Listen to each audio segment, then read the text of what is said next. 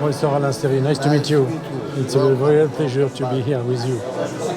Aujourd'hui, on essaye de sensibiliser et d'accrocher tous les médecins et les personnels soignants sur la prise en charge de la douleur et de la souffrance, aussi bien la douleur physique, les brûlés, le post-opératoire, la douleur des traumatisés, la douleur des cancéreux, et puis tout ce qui est le stress post-traumatique, et aussi les dégâts dans la population et cette population qui est en grande souffrance. Les médecins sont très nombreux aussi, en Allemagne, à la fois ailleurs, mais ils ont besoin de discuter, d'élaborer des protocoles et de faire en sorte qu'on puisse les aider en réalisant justement des outils pratiques.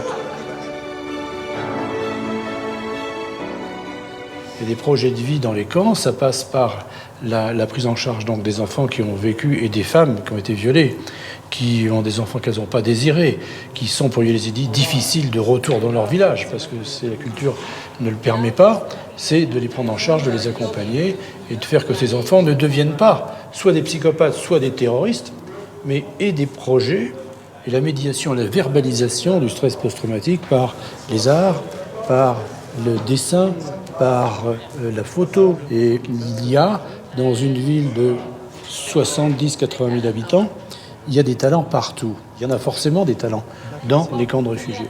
Il faut les déceler, il faut les mettre en valeur, et il faut que ça crée une dynamique de reconstruction.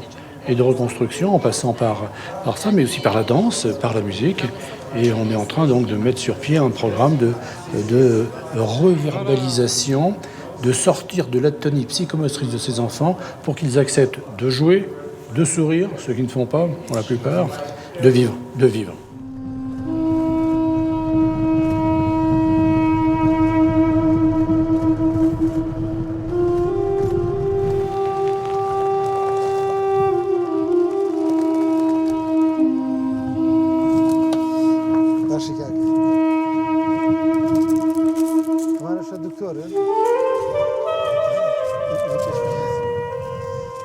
Il n'y a pas d'infirmiers sur la ligne de front, il n'y a pas de médecins sur la ligne de front, il n'y a pas de trousse de premier secours et il n'y a pas donc de moyens antidouleurs. Donc ça, c'est déjà une première constatation. Puis ensuite, on se rend compte que dans tous les pays du monde, il y a des états de stress qui peuvent engendrer des maladies dermatologiques ou autres. Il y a aussi le fait que le stress post-traumatique pour non seulement les combattants, mais là je parle donc des victimes, de ceux qui sont donc les victimes donc, de Daesh, les femmes, les enfants, qui sont des victimes avec une férocité, il n'y a plus rien, il n'y a plus d'existence, il n'y a plus d'espoir. Il faut reconstruire donc ceux qui sont réellement dans le drame le plus absolu et pour lequel il faut des projets d'avenir, non seulement l'éducation, mais également cet aspect psychologique et rendre donc un espoir à ceux qui n'en ont plus.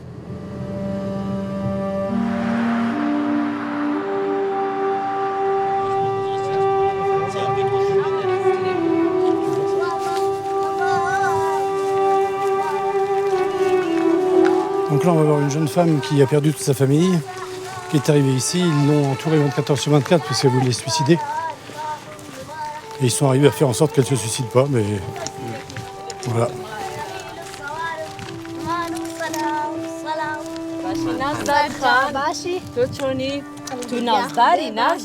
Bonjour. Bachir.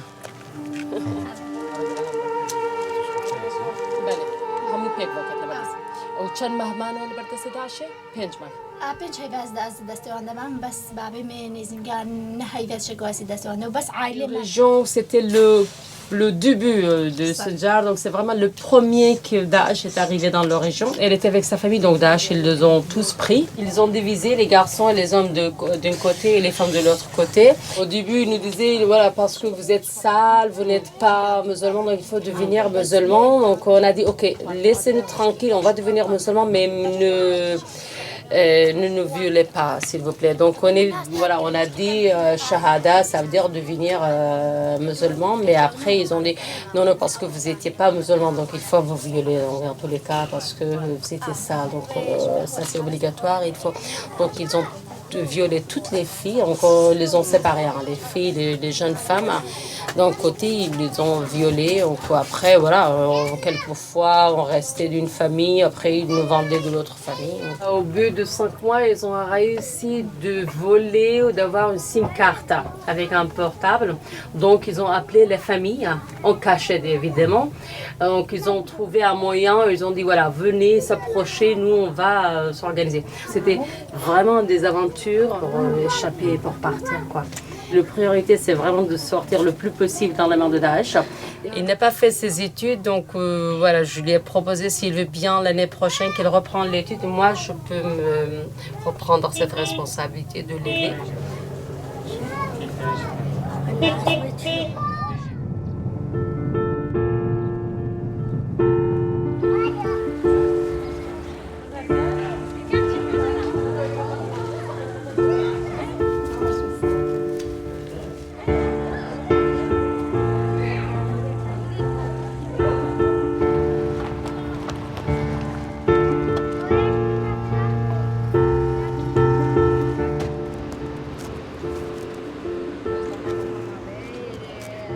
Alors là, nous sommes dans un camp de réfugiés de 16 000 personnes, 99% de yézidis, dont certains sont là depuis quelques mois, quelques années, et d'autres sont arrivés après la libération de Mossoul, ou qui sont sortis de Mossoul pendant l'attaque. Et Daesh était encore de Mossoul. Et ce qui nous choque énormément, c'est qu'il y a un taux de suicide important dans ce camp, ce qu'on nous a révélé. Et donc là, je trouve insupportable. Il y a 16 000 personnes, pas un psychologue, pas un médecin. Il faut absolument prendre en charge donc cette détresse psychique pour ces enfants, dont certains ont une agressivité, ne vont plus à l'école, ont une atonie, s'échappent et font des fugues en dehors du camp. Ils ont besoin de soutien psychologique et qu'on lutte contre ce stress post-traumatique pour faire en sorte qu'ils aient une scolarité proche de la normale, d'abord, et que ça ne devienne pas des psychopathes. Ça nous paraît capital. Allez, on va faire ça.